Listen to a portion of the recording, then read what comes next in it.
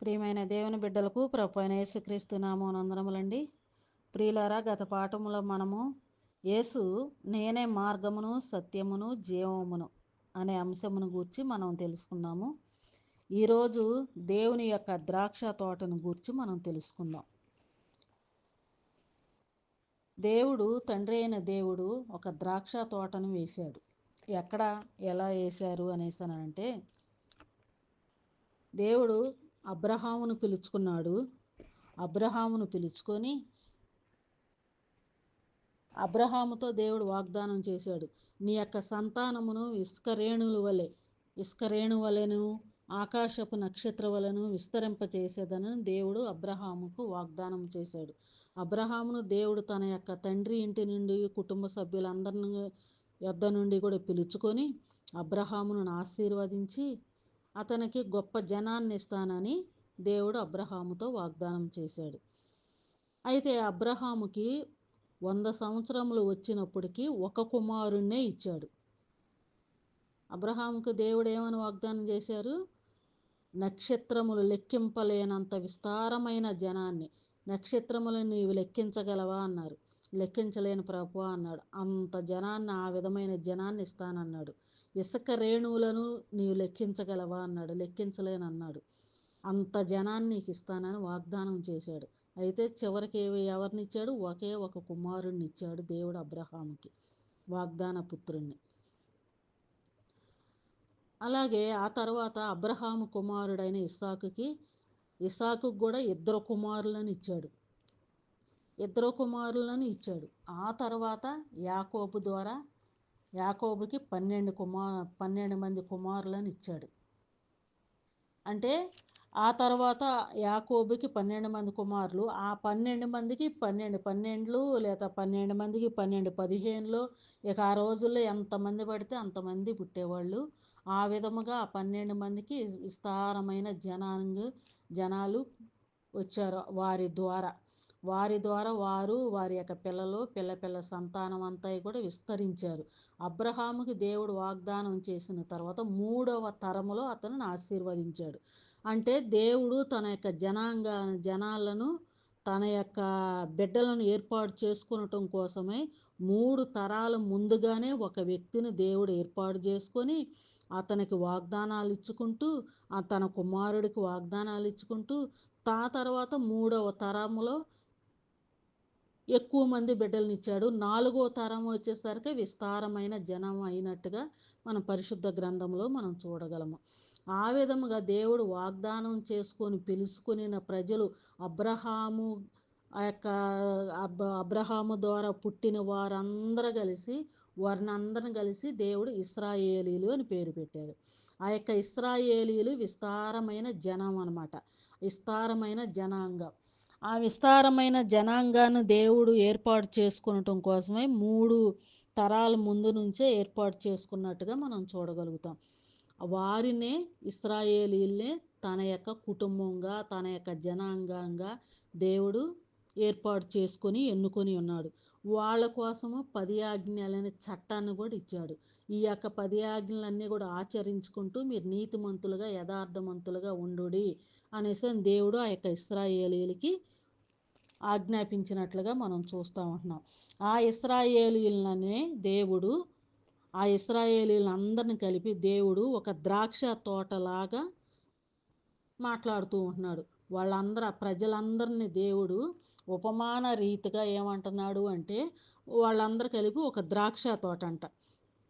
ఆ ద్రాక్ష తోట గురించి అంటే వారి ఇశ్రాయేలీలందరిని గూర్చి, అనగా వారందరిని కలిపి ద్రాక్ష తోటను గూర్చి దేవుడు ఈ విధంగా మాట్లాడుతూ ఉంటున్నాడు. యెషయా గ్రంథం 5వ అధ్యాయము 1వ వచనం నుంచి మనం కొన్ని వచనాలు చూసినట్లయితే, నా ప్రియుని గూర్చి పాడేదను వినుడి, అతని ద్రాక్ష తోటను బట్టి నాకిష్టుడైన వానిని గూర్చి పాడేదను వినుడి. సత్తువ భూమి గల కొండ మీద నా ప్రియునికి ఒక ద్రాక్ష తోట ఉండెను. ఆయన దానిని బాగుగా త్రవ్వి రాళ్లను ఏరి అందులో శ్రేష్టమైన ద్రాక్ష తీగలను నాటించెను. దాని యొక్క మధ్యను బురుజు ఒకటి వేయించి ద్రాక్ష తొట్టి తొలిపించెను. ద్రాక్ష పండ్లు ఫలింపవలనని ఎదురు చూచుచుండెను. కానీ అది కారు ద్రాక్షలు కాచెను.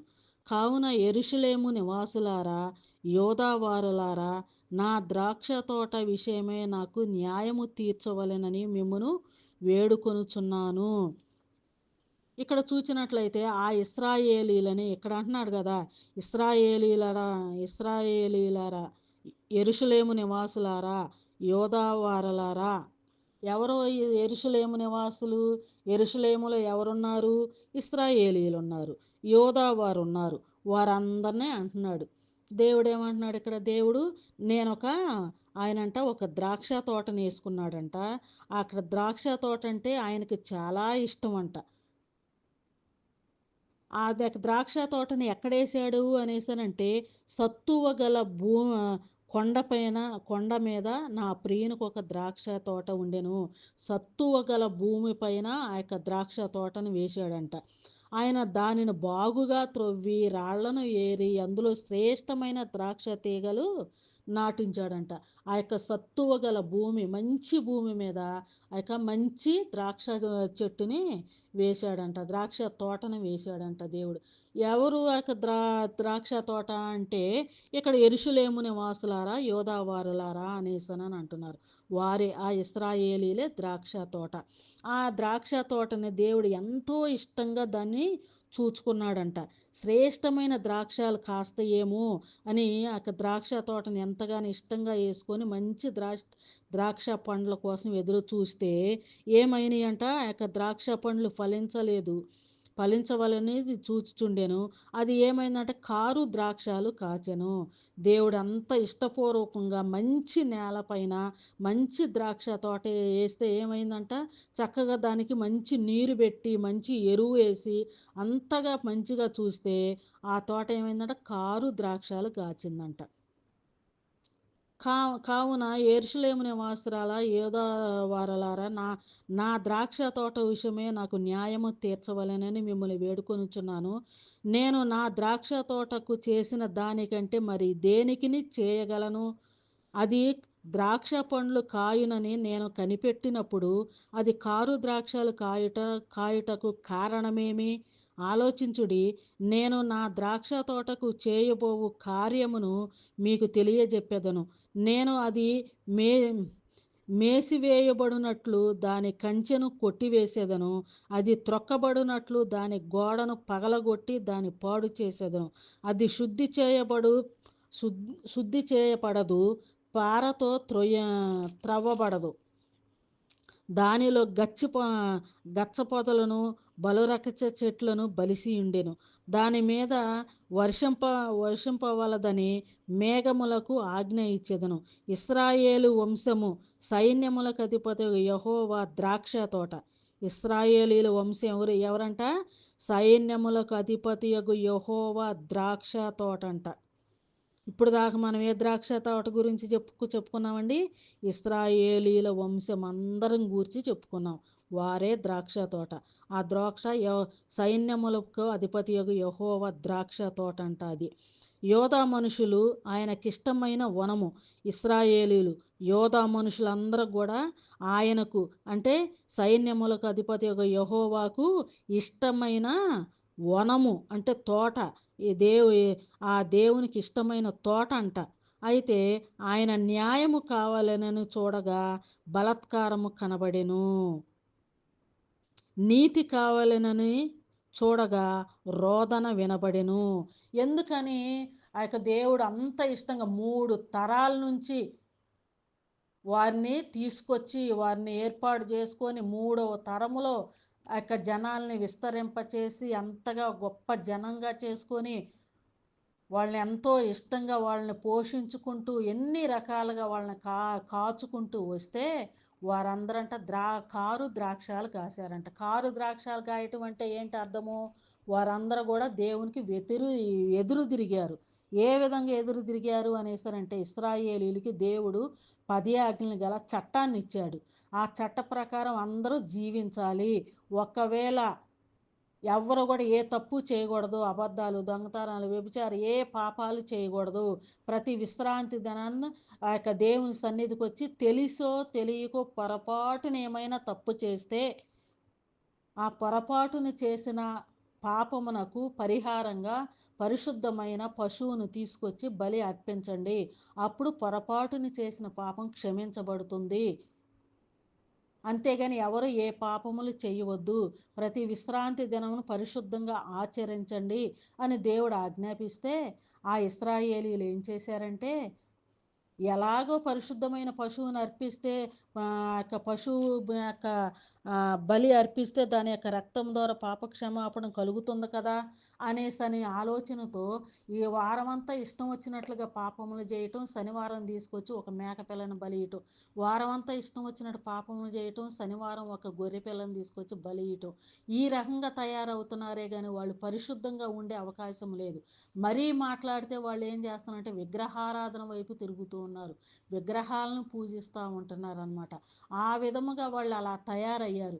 దేవుడు ఎంత ఇష్టంగా వాళ్ళని ఎన్నుకొని ఏర్పాటు చేసుకొని విస్తరించి వాళ్ళని ఆశీర్వదిస్తే వారందరూ ఆ విధముగా దేవుని యొక్క ఆజ్ఞలను మీరి దేవునికి వ్యతిరేకంగా వాళ్ళు జీవిస్తూ ఉంటున్నారు.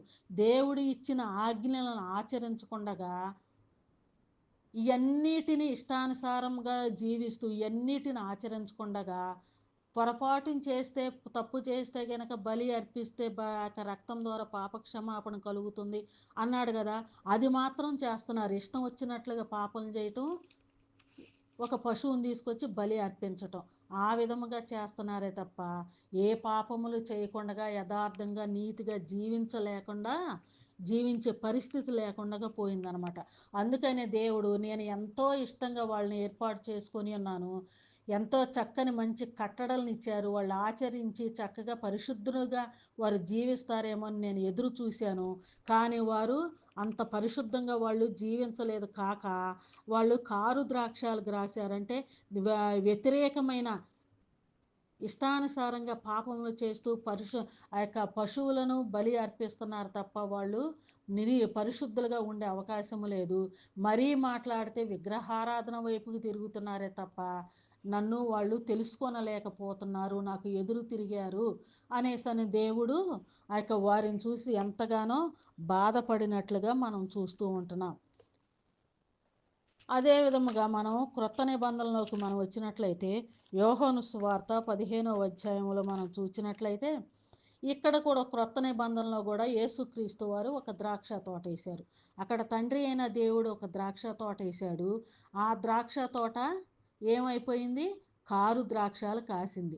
అందుకనే ఆ ద్రాక్ష తోట మీద దేవునికి విసుగు చెందింది, వారి మీద ఈ విసుగు వచ్చేసింది.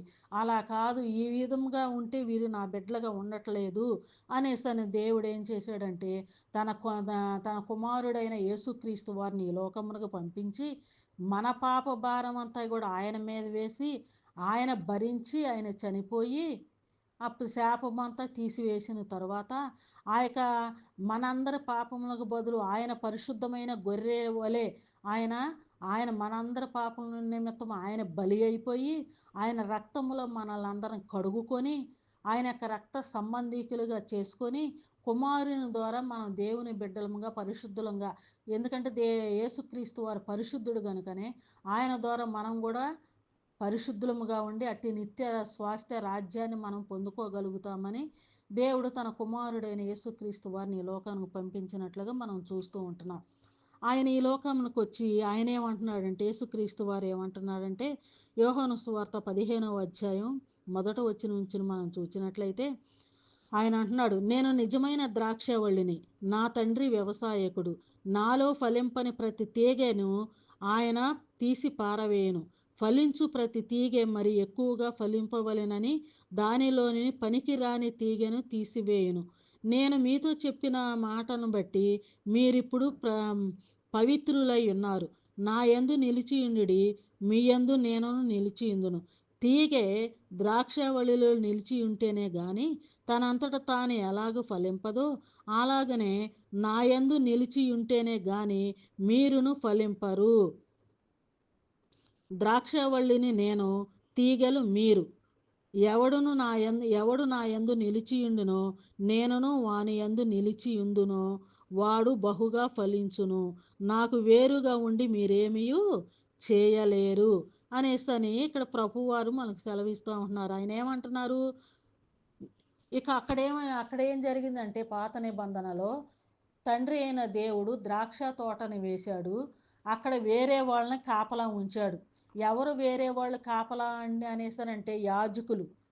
అక్కడ యాజకులు ఉన్నారు. అక్కడ బలులు, దహన బలులు అన్ని పశువులు దహన బలులుగా ఉన్నవి. పశువుల రక్తం అక్కడ చిందింపబడుతూ ఉన్నది. మనుషులు యాజకులుగా ఉన్నారు. కానీ ఇక్కడైతే ఏం జరుగుతూ ఉన్నదంటే తన కుమారుడైన యేసుక్రీస్తు వారే ఈ లోకమునకు వచ్చారు. ఆయనే యేసుక్రీస్తు వారే యాజకుడిగా ఉన్నాడు. ఆయన యొక్క రక్తమే చిందింపబడినది. యేసుక్రీస్తు వారి యొక్క రక్తమే చిందింపబడినది కనుకనే ఆయన రక్తములో కడగబడిన మనమందరము యేసుక్రీస్తు వారి యొక్క రక్త సంబంధీకులము. యేసుక్రీస్తు వారి యొక్క రక్త సంబంధీకులము గనుకనే మనము యేసుక్రీస్తు వారితో కలిపి మనము ఆ యొక్క నిత్య రాజ్యానికి మనం వారసులం అవుతాం. అందుకని ఇక్కడ ప్రభు వారు ఏమంటున్నాడంటే, నేను ద్రాక్షవల్లిని, అంటే నేను ద్రాక్ష చెట్టుని, నా తండ్రి వ్యవసాయకుడు, ఆయన నా తండ్రి వ్యవసాయం చేస్తున్నాడు, అన్నీ చూసుకుంటా ఉంటున్నాడు. నాలో ఫలింపని ప్రతి తీగే ఆయన తీసి పారవేయును. అంటే ఆయనలో ఉండే ఫలించాలి. ఆయనకి వేరయ్యి ఉంటే ఎవరు కూడా ఫలించలేరు. ఇక్కడ అంటున్నారు, ఫలించు ప్రతి తీగె మరి ఎక్కువగా ఫలించవలెనని దానిలోనికి పనికిరాని తీగలను తీసివేయును. నేను మీతో చెప్పిన మాటను బట్టి మీరిప్పుడు పవిత్రులై ఉన్నారు. ఇప్పుడు ఆయన చెప్పిన వాక్యాలను బట్టి మనం రక్షింపబడిన మనమందరం పవిత్రులము. ఆయన పరిశుద్ధుడు, మనము కూడా పరిశుద్ధులము, మనము కూడా పవిత్రులము. ఆయన యందు నిలిచి ఉన్నారు, నా యందు నిలిచి ఉండుడి అనేసి అని అంటున్నాడు. అంటే మనం ఆయన యందు నిలిచి ఉండాలి. అప్పుడు మీ యందు నేను నిలిచి ఉందును. అంటే యేసుక్రీస్తు వారు మన యందు ఉంటాడు, మనము యేసుక్రీస్తు వారిలో ఉంటాము. ఏ విధముగా అనేసానంటే ఆయన రక్తంలో మనల్ని కడుగుకొని ఉన్నాడు కనుకనే ఆయన యొక్క రక్త సంబంధీకులుగా మనం ఉన్నాము. అంటే ఇక్కడ ఏమంటున్నారంటే ద్రాక్ష వల్లి ఆయన, తీగలు మనము. ఈ తోట అంతా కూడా తండ్రి అయిన దేవుడు చూసుకుంటూ ఉంటున్నాడు. అంటే ద్రాక్ష తీగ, దానిలో ఆ యొక్క ద్రాక్ష వల్లిలో తీగ కలిసి ఉంటేనే ఆ తీగ ఫలించిద్ది. కానీ వేరుగా ఉంటే ఆ తీగ ఫలించదు. ఎలాగూ ఫలించదో ఇక్కడ అదే అంటున్నాడు. తనంతట తానే ఎలాగూ ఫలింపదో అలాగను నా యందు నిలిచి ఉంటేనే కానీ మీరు ఫలింపరు. ద్రాక్షవల్లిని నేను, తీగలు మీరు. అంటే ద్రాక్షవల్లి ఆయన యేసుక్రీస్తు వారు, మనమందరం తీగలము.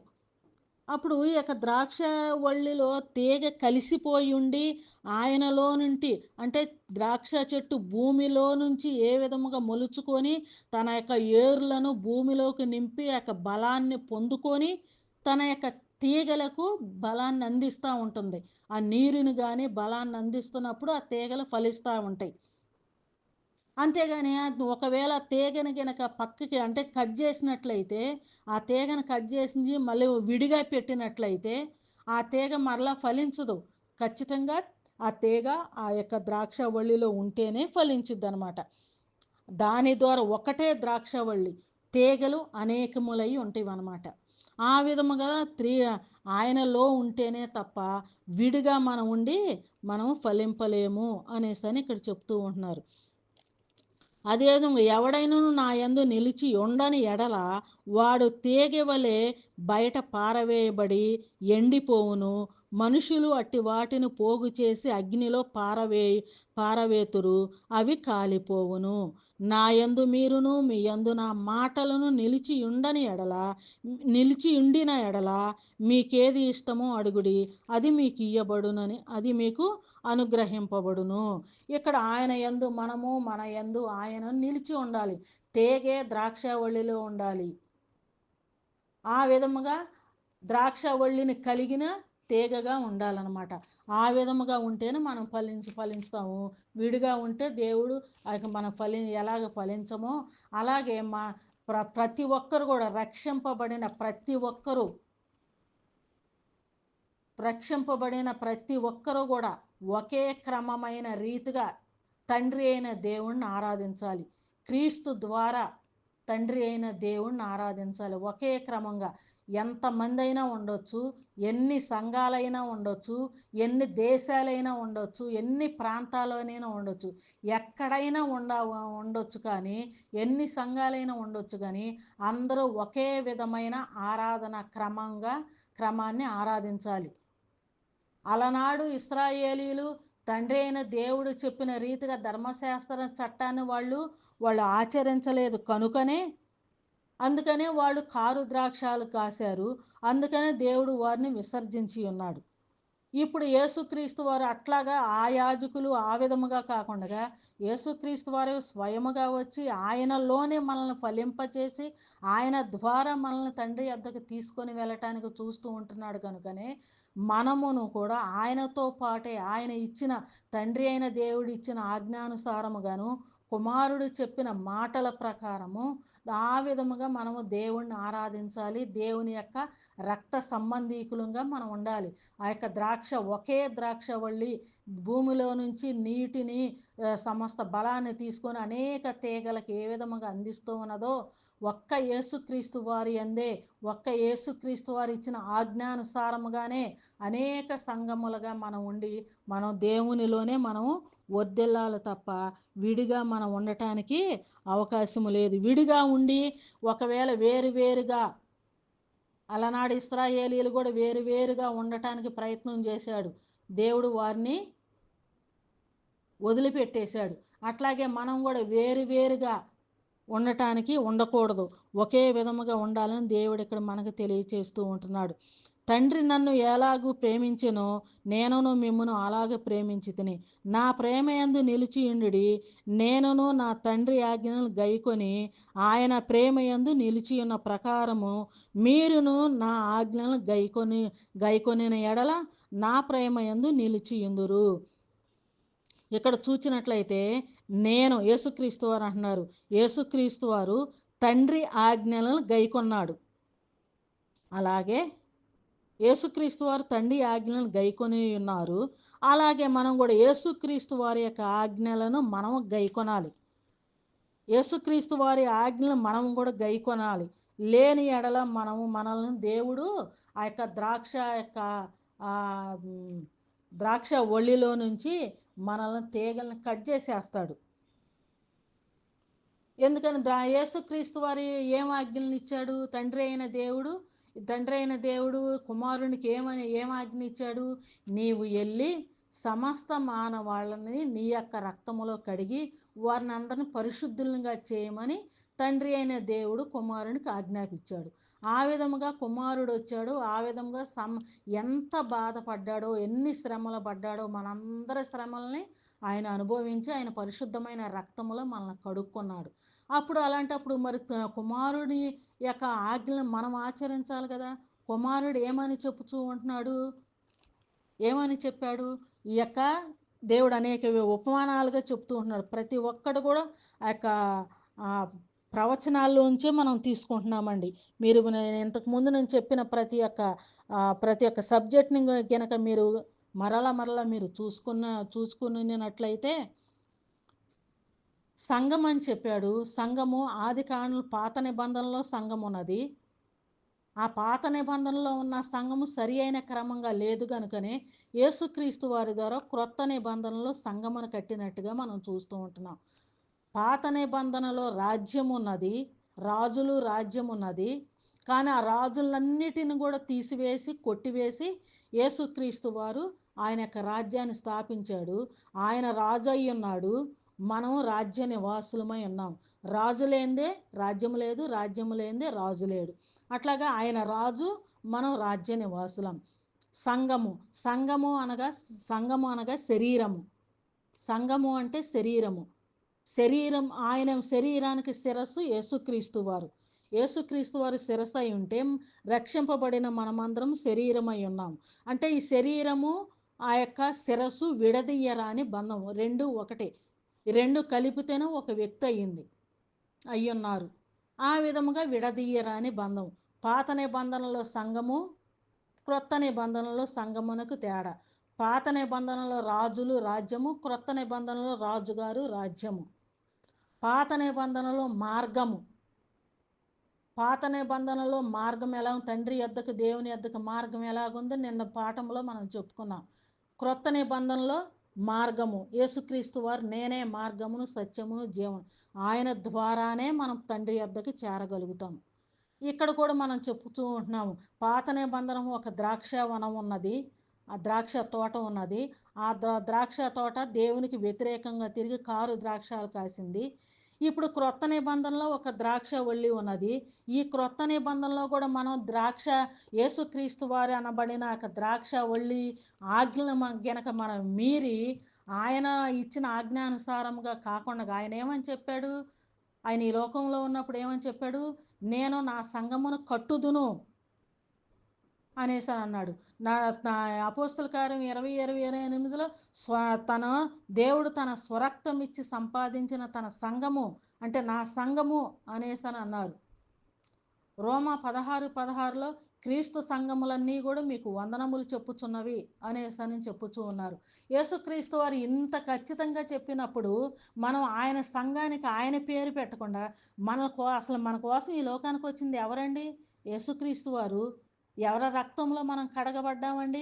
యేసుక్రీస్తు వారు. ఆయన రక్తంలో కడగబడినప్పుడు ఆయన పేరు పెట్టుకోకుండా ప్రకృతి సంబంధమైన పేర్లు పెట్టమని ఎవరు చెప్పారండి మనకి? ప్రకృతి సంబంధమైన పేర్లు పెట్టకూడదు కదా.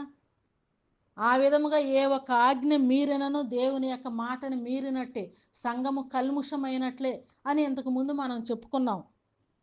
మరి అలాంటప్పుడు ఇవన్నీ కూడా ఆ యేసుక్రీస్తు వారు ఇచ్చిన ఆయన సంఘము, ఆయన సంఘములో ఆయన ఎలాగ ఆరాధించాలి, దేవుణ్ణి ఎలాగ ఆరాధించాలి, ఒక క్రమము, ఒక పద్ధతిని, ఒక నియమాన్ని దేవుడిచ్చాడు.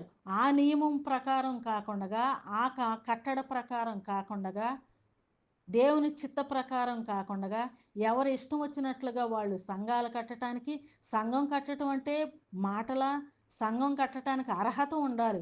ఒక సంఘం కట్టాలంటే ఒక్క యేసుక్రీస్తు వారికి తప్ప మరి ఏ మానవ జాతికి, ఏ మానవుడికి లేదు సంఘం కట్టే అర్హత. అందుకని ఆయన అన్నాడు, నా సంఘమును నేను కట్టుదును.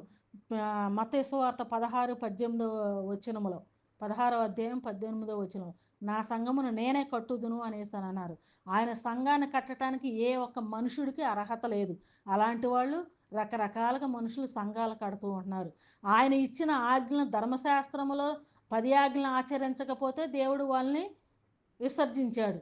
అలాంటప్పుడు క్రొత్త నిబంధనలు యేసుక్రీస్తు వారు ఇచ్చిన ఆజ్ఞలను, ఆ ఆజ్ఞల ప్రకారం దేవుణ్ణి ఆరాధించకుండా ఎవరు ఇష్టం వచ్చినట్లుగా వాళ్ళు సంఘాలకు పెట్టుకోవటం, ఎవరు ఇష్టం వచ్చినట్లుగా ఆరాధన క్రమాన్ని మార్చేసుకోవటం, ఎవరు ఇష్టం వచ్చినట్లుగా వాళ్ళు ఆరాధన క్రమం ప్రకారం ఎవరిష్టమైన ఆరాధన క్రమాన్ని వాళ్ళు పెట్టుకుంటున్నారు.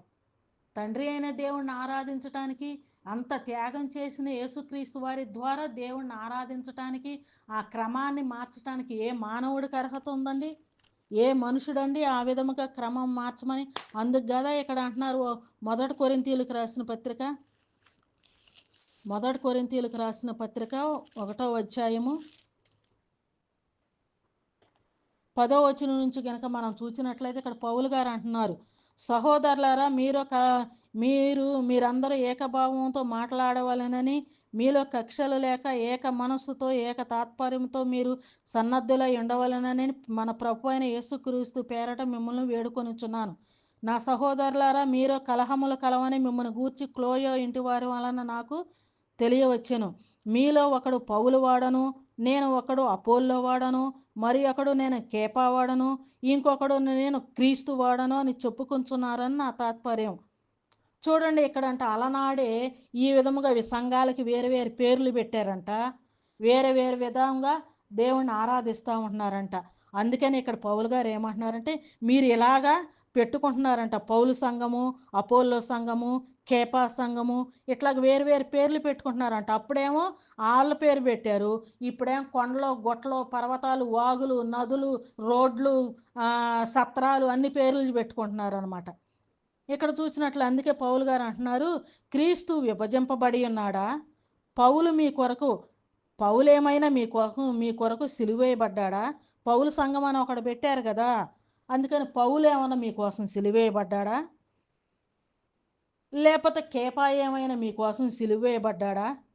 లేకపోతే అపోల్లో అనే వ్యక్తి ఏమైనా మీకోసం సిలువేయబడ్డా? ఎవరి పేర్లు ఎవరు మీకోసం సిలువ వేయబడ్డాడు? ఎవరి పేర్లు మీరు పెడుతూ ఉంటున్నారు? ఎందుకు మీరు అలాంటి పేర్లు పెడుతున్నారు? ఈ విధంగా వేరు వేరు పేర్లు పెట్టి యేసుక్రీస్తు వారిని విభజిస్తున్నారు. విభజించటం అంటే ఏంటి అర్థము? ముక్కలు చేయటం. యేసుక్రీస్తు వారిని ముక్కలు చేసి నీ ఇష్టం వచ్చినట్టుగా ఒక సంఘం పెట్టుకొని నీ ఇష్టం వచ్చినట్టుగా ఒక క్రమము ఆరాధన క్రమాన్ని నీకు ఇష్టమైన ఆరాధన క్రమాన్ని నువ్వు పెట్టుకొని నువ్వు ఆరాధిస్తావు. ఇంకొక వ్యక్తి వచ్చేసి ఆయన ఇష్టమైన సంఘం పేరు పెట్టుకొని ఆయన ఇష్టం వచ్చినట్టుగా ఆరాధన క్రమాన్ని ఆయన పెట్టుకుంటాడు. ఇవన్నీ ఇట్లా పెట్టుకుంటాడు. యేసుక్రీస్తు వారిని ముక్కలు చేసి ఆళ్ళకొకటి వీళ్ళకొకటి వీళ్ళకొకటి ఎన్ని భాగాలు చేస్తున్నారా? ఎందుకని మీరు ఈ విధముగా ఇట్లాంటి పేర్లు పెడుతూ ఉంటున్నారు? అసలు మీరు ఎవరి నామాన్ని మీరు బాప్తీసం తీసుకుంటున్నారు? పౌలు నామాన ఏమైనా మీరు బాప్తీసం తీసుకుంటున్నారా? కేపా నామాన మీరేమైనా బాప్తీసం తీసుకుంటున్నారా? అపోల్లో నామాన మీరేమైనా బాప్తీసం తీసుకుంటున్నారా? ఎందుకు మీరు ఇలాంటి పేర్లు పెడుతూ ఉంటున్నారు? అసలు మీరు బాప్తీసం తీసుకున్నది ఎవరి నామాన? మీకోసం వచ్చింది ఎవరు? మీరు ఎవరి పేర్లు పెట్టుకుంటూ ఉంటున్నారు? 3వ అధ్యాయం 4వ వచనం, 1 కొరింథీ పత్రిక 3వ అధ్యాయం 4వ వచనంలో మీరు చూసినట్లయితే, ఒకడు నేను పౌలు వాడను, మరి ఒకడు నేను అపోల్లో వాడను అని మీరు చెప్పుకొనినప్పుడు మీరందరూ ప్రకృతి సంబంధమైన మనుషులు కారా? ఇప్పుడు మీరు పెట్టుకుంటున్నారే పేర్లు, ఈ పేర్లన్నీ ప్రకృతి సంబంధమైనవి కాదా?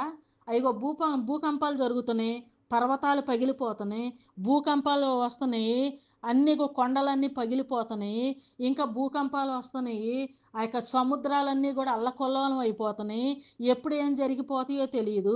అట్లాగే మీ సంఘాలన్నీ కూడా అలాగే అయిపోతాయి. అందుకని ఇక్కడ అంటున్నాడు ప్రభువారు, అపోల్లో ఎవడు అసలు పౌలు ఎవడు? వీళ్ళందరూ ఎవరు అనుకుంటున్నారు? ఈ అపోల్లో కానీ పౌలు గురించి పౌలే మాట్లాడుకుంటున్నాడు. వీళ్ళందరూ ఎవరు అనుకుంటున్నారు? దేవుని యొక్క పని చేసే పరిచారకులు. వీళ్ళందరూ ఎవరంటే ఆ రోజుల్లో వాళ్ళు పెట్టిన పేర్లు ఎవరు? అపోల్లో, పౌలు, కేపా, వీళ్ళందరూ ఎవరయ్యా అంటే దేవుని పని చేసే దేవుని యొక్క పనిలో పరిచారకులే కదా. అంత మాత్రాన సిలువ వేయబడిన దేవుని కుమారుడైన యేసుక్రీస్తు వారి యొక్క సంఘానికి ఈ మనుషుల పేర్లు పెడతారా? అంత పరిచర్య చేసిన అపోస్తుల పేర్లు పెడితేనే వారు ఊరుకోలేదే, మరి మీరెవరి పేర్లు పెడుతున్నారు? ఇప్పుడు మీరు పెట్టే పేర్లు ఎవరి పేర్లు పెడుతున్నారు? అపోల్లో ఎవడు అసలు పౌలు ఎవడు? వీరందరూ కూడా ప్రభు అనుగ్రహించిన ప్రకారం వారి ద్వారా మీరు విశ్వసించి ఉన్నారు. దేవుడు అనుగ్రహించిన ప్రకారం దేవుడు వారిని వాడుకొని వారి పనిలో వాడబడ్డారు. అంత మాత్రాన వాళ్ళ పేర్లు పెడతారా? అలాంటప్పుడు ఈ ప్రకృతి ఏంటి? ఈ ప్రకృతి అంతా దేవుడు మన కోసం ఇచ్చాడు. ఆ కొండలు కానీ, పర్వతాలు కానీ, సముద్రాలు కానీ, నదులు కానీ, పట్టణాలు, ఇవన్నీ మనుషులు మన కోసం దేవుడు ఇచ్చాడు. దేవుడు మన కోసం ఇచ్చిన వాటిని మనము దేవునిలాగా వాటి పేర్లు పెడతామా? ఈ సృష్టి అంతా ఎవరి కోసం? మన కింద ఉంది. సృష్టిని ఏలమని చెప్పాడు దేవుడు ఆదికాండంలో. సృష్టిని స్వాధీనపరచుకోమని చెప్పాడు దేవుడు. మన కింద ఉంది, మన కోసం ఉంది సృష్టి. కానీ మనం ఏం చేస్తున్నాము? ఆ సృష్టికే దేవుడి పేరు పెట్టిన ఆ యొక్క సృష్టిలో ఆ యొక్క క్రమం ఇష్టానుసారమైన ఆరాధన క్రమాన్ని మారుస్తూ ఉంటున్నాడు. అది దేవుని చిత్తమైనదా అది? అందుకే కదా అసలు పౌలు ఎవడు, అపోల్లో ఎవడు, అసలు వాడెవడు అన్న మాట వచ్చింది అంటే నిజంగా పౌలు గారికి ఎంత కోపం, ఎంత బాధ వస్తే ఆ మాట పలికాడండి.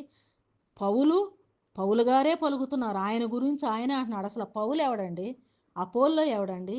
వీరందరూ కూడా దేవుడు పరిచారకులే కదా. అంత మాత్రాన వాళ్ళ పేర్లు మీరు పెడతారు, వాళ్ళ పేర్లు ప్రభు యొక్క సంఘానికి పెడతారా? దేవుని యొక్క సంఘానికి వీళ్ళ పేర్లు పెడతారా? ఇంకా బహుశా ఎన్ని రాసి ఉండరేమో కానీ మీకు బుద్ధి ఉందా అని ఇంకెన్ని రకాలు తిట్టుంటాడు. వాడెవడు, అపోల్లో ఎవడు, పౌలు ఎవడు అనేసి అన్న మాట ఇక్కడ రాయబడింది. కానీ ఇంకా మామూలుగా అయితే వాళ్ళని ఎన్ని తిట్టుండి ఉంటాడో, పౌలు గారు ఎన్ని తిట్టుండి ఉంటారో. మరి ఇవన్నీ బైబిల్ చదువుతుంటే మీకు అర్థం కావట్లేదా? దేవుని మాటలు మీ చెవుల్లోకి వెళ్ళట్లేదా? మీ హృదయాల్లోకి వెళ్ళట్లేదో మరి నాకు అర్థం కావట్లేదు గానీ, ఇష్టానుసారంగా సంఘాలు కట్టడం, ఆ సంఘాల్లో ఆరాధన క్రమాలను మార్చటం, అది దేవుని చిత్తమైనది కాదు. అందుకని అంటున్నాడు ఇక మత్తయి సువార్త ఆఖరిగా మత్తయి సువార్త 7వ అధ్యాయం మనం ఒక మాట చదువుకొని ముగించుకుందామండి. ఇలాంటి వారిని అందరినీ ఇక్కడ దేవుడు ఏమంటున్నాడంటే మత్తయి సువార్త 7వ అధ్యాయము 15వ వచనం నుంచి మనం చూసినట్లయితే, అబద్ధ ప్రవక్తలను గూర్చి జాగ్రత్త పడుడి, వారు గొర్రె చర్మం వేసుకొని మీ యొద్దకు ఒత్తురు గాని లోపల వారు క్రూరమైన తోడేళ్లను, వారి ఫలముల వలన మీరు వారికి తెలుసుకుందురు. ముండ్ల పొదలలో ద్రాక్షవల్లినైనను మా పల్లేరు చెట్లకు అంజూరపు పండ్లనైనా కోయుదురా? అలాగుననే ప్రతి మంచి చెట్టును మంచి ఫలములను ఇచ్చును, పనికి మాలిన చెట్టును పనికి మాలిన ఫలములను ఇచ్చును. మంచి చెట్టు కాని ఫలములు ఫలింపనేరదు, ఫలింపమాలిన చెట్టును మంచి ఫలములు ఫలింపనేరదు. మంచి ఫలములను ఫలింపని ప్రతి చెట్టు నరకబడి అగ్నిలో వేయబడును. కాబట్టి మీరు వారి ఫలముల వలన వారిని తెలుసుకుందురు. ప్రభువా ప్రభువా అని నన్ను పిలుచు ప్రతివాడు పరలోక రాజ్యంలో ప్రవేశింపడు, కానీ పరలోకమందున నా తండ్రి చిత్తమును చేయువాడే ప్రవేశించును. ఆ దినమందు అనేకులు నన్ను చూచి, ప్రభువా ప్రభువా, మేము నీ నామమున ప్రవచింపలేదా? నీ నామమును దయ్యములను వెళ్ళగొట్టలేదా? నీ నామమును అనేకమైన అద్భుతములు చేయలేదా అని చెప్పుదురు. అప్పుడు నేను మిమ్మును ఎన్నడూను ఎరగను, అక్రమము చేయువారలారా నా యొద్ద నుండి పొండి అని వారితో చెప్పును. అక్రమము చేయువారలారా, ఆ దినమున తీర్పు దినాన్ని వీళ్ళందరూ అంటారంట, మేము దెయ్యాలు వెళ్ళగొట్టాం, భూతాలు వెళ్ళగొట్టాం, అవి చేసాం ఇవి చేసామని చెప్తారంట. అప్పుడు దేవుడు ఏమంటాడంట, అక్రమము చేయువారలారా నా యొద్ద నుంచి పొండి, నేను మేము ఎన్నడూను ఎరగను. అక్రమం అంటే ఏంటి? దేవుడిచ్చిన క్రమం ప్రకారం దేవుణ్ణి ఆరాధించిన వారందరం కూడా అక్రమంగా ఉండేవాళ్ళే. దేవుడిచ్చిన క్రమం ఇది మామూలు క్రమమా? ప్రవచనాల్లో చెప్పి, అనేక మంది ప్రవక్తల ద్వారా చెప్పించి, అనేక మంది ద్వారా దేవుడు ప్రవచింపచేసి, తండ్రి అయిన దేవుడు చెప్పి, ప్రవక్తలు చెప్పి, యేసుక్రీస్తు వారు చెప్పి, దేవదూతలు చెప్పి, ఆ తర్వాత యేసుక్రీస్తు వారు ఈ లోకానికి వచ్చినప్పుడు చెప్పి, ఆ తర్వాత అపోస్తులు చెప్పి, ఎంతమంది చెప్పిన యొక్క మార్గాన్ని మీరు వ్యతిరేకించి మీ ఇష్టం వచ్చినట్లుగా సంఘములు కట్టుకొని, ఆ సంఘములో మీ ఇష్టం వచ్చినట్టు క్రమం ప్రకారం దేవుణ్ణి ఆరాధిస్తారు. ఆ యొక్క ఆరాధనలో మేము దెయ్యాలు వెళ్ళగొట్టాం, భూతాలు వెళ్ళగొట్టాం, అవి చేసాం ఇవి చేసాం, మళ్ళీ దేవుడి దగ్గర వెళ్ళి ఏదేదో చెప్తూ ఉంటారు. అప్పుడు దేవుడు ఏమంటాడంటే, అసలు మీరెవరో కూడా మిమ్మల్ని ఎన్నడూ ఎరగను, అక్రమము చేయవాళ్ళ, వీరందరూ కూడా అక్రమము చేసేవాళ్ళంట.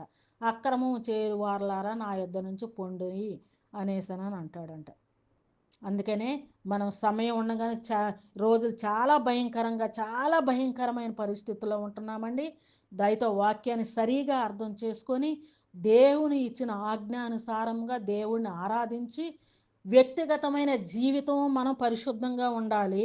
ఒకవేళ వ్యక్తిగతంగా ఎవడైనాను దేవుని సంఘములో ఉండి పరిశుద్ధత లేకుండా జీవించినట్లయితే వాడే నరకానికి వెళ్ళిపోతాడు. అంతే తప్ప ఆ వ్యక్తి వల్ల ఎవరికి హాని కలగదు. కానీ సంఘ ఆరాధన క్రమం గనక మార్చినట్లయితే, ఆ క్రమం మార్చినట్లయితే సంఘమంతా కూడా నరకానికి వెళ్ళిపోయిద్ది. నరకానికి వెళ్ళిపోయిద్ది. అందుకనే ఇక్కడ పైన చెప్తూ ఉంటున్నాడు 15వ వచనం నుంచి, అబద్ధ బోధకులు ఎలా ఉంటారంటే, గొర్రె చర్మం వేసుకొని మేము దేవుని బిడ్డలమని చెప్తూ ఉంటారు. దెయ్యాలు వెళ్ళగొడతాం, భూతాలు వెళ్ళగొడతాం, ఇవన్నీ చెప్తూ ఉంటారు. అందుకని ఇవన్నీ వద్దు. దేవుడు ఇచ్చిన తండ్రి అయిన దేవుడు ఒక క్రమాన్ని ఇచ్చాడు. ఆ క్రమాన్నే యేసుక్రీస్తు వారు ఆచరించాడు. యేసుక్రీస్తు వారు ఆచరించిన క్రమాన్ని అపోస్తులు ఆచరించారు. అపోస్తులు ఇచ్చిన క్రమం ప్రకారమే మనము కూడా తండ్రి అయిన దేవుణ్ణి యేసుక్రీస్తు వారి ద్వారా దేవుణ్ణి ఆరాధించాలి.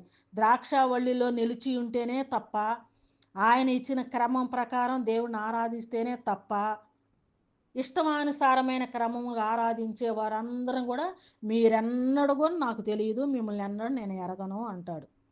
అందుకని అలాంటి పరిస్థితి తెచ్చుకోకుండా సమయం ఉండంగానే దేవుని యొక్క వాక్యానుసారముగా దేవుణ్ణి ఆరాధిస్తూ వ్యక్తిగతమైన జీవితంలో అందరూ పరిశుద్ధత యథార్థత కలిగి జీవించాలి. దేవుణ్ణి ఆరాధించే క్రమం విషయంలో కూడా తండ్రి అయిన దేవుడు, యేసుక్రీస్తు వారు, అపోస్తులు చెప్పిన క్రమం ప్రకారమే దేవుణ్ణి ఆరాధించవలసినదిగా ప్రతి ఒక్కరిని కూడా మనవి చేస్తూ ఈ నా మాటలు ముగిస్తూ ఉన్నానండి. ఎవరికైనా బాధ కలిగినట్లయితే నన్ను క్షమించండి. నన్ను ఏమైనా పర్వాలేదు, కానీ దేవుని యొక్క క్రమాన్ని మాత్రము చక్కగా అర్థం చేసుకుని వాక్యానుసారంగా దేవుణ్ణి ఆరాధించవలసినదిగా ప్రభు పేరట మనవి చేస్తూ ఈ నా మాటలు ముగిస్తూ ఉన్నానండి. అందరికీ వందనములు. షేర్ చేయండి, సబ్స్క్రైబ్ చేయండి, లైక్ చేయండి. అందరికీ వందనములు.